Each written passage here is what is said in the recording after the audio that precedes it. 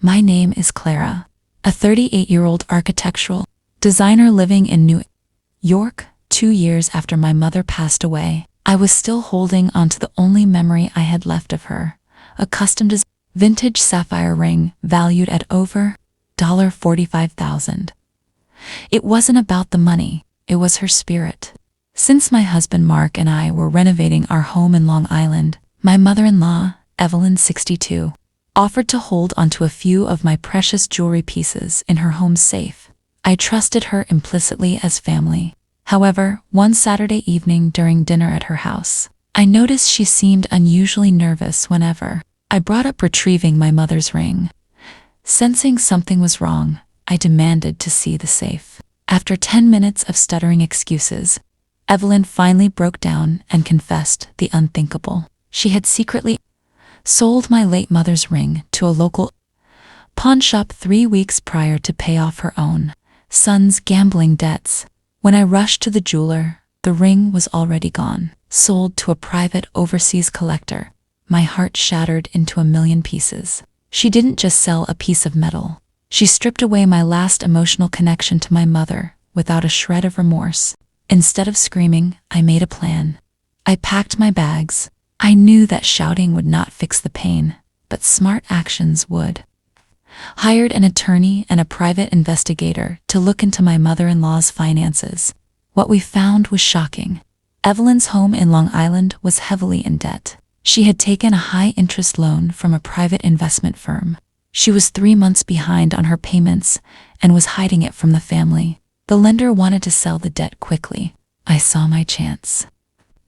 Used my savings and sold my personal stocks to buy the entire debt from the lender in cash. Evelyn had no idea that her daughter-in-law was now her legal landlord. For 60 days, I waited in silence, while the legal process took its course in the New York court system. On a freezing Tuesday morning, the final judgment was passed. I drove out to Long Island, accompanied by 2 local county sheriffs and a professional moving crew. Evelyn answered the door in her bathrobe, holding a cup of coffee, completely oblivious to what was about to happen. I stepped forward, handed her the legal eviction papers stamped by the court, and said calmly, "Good morning, Evelyn.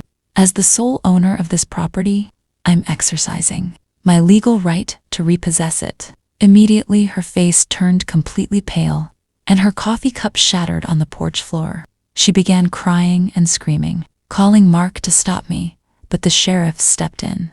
"Ma'am, this woman owns the deed. You have 30 minutes to collect your personal belongings, or everything goes to the curb." As the movers systematically packed her furniture into boxes, Evelyn fell to her knees begging for mercy, claiming family shouldn't treat family this way. I simply looked down at her and replied, "You told me family helps family, Evelyn. Consider this a lesson in how karma works."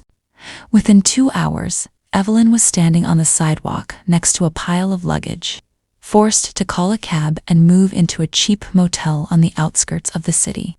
Mark tried to confront me at my office later that afternoon, but my legal team handed him divorce papers right in the lobby, citing financial betrayal and breach of trust. He was completely powerless to reverse the eviction or save his mother from the mess they had created together. Instead of selling the property for a profit, I decided to completely renovate the house and turn it into a community support center for women recovering from financial abuse and domestic hardship. I named the facility the Margaret Foundation, right after my late mother. The house, symbol of Evelyn's arrogance and greed, became a sanctuary of hope and healing for those who needed it most. Standing in front of the freshly painted building with my mother's name on the front plaque, I realized I didn't need the sapphire ring to honor her memory anymore.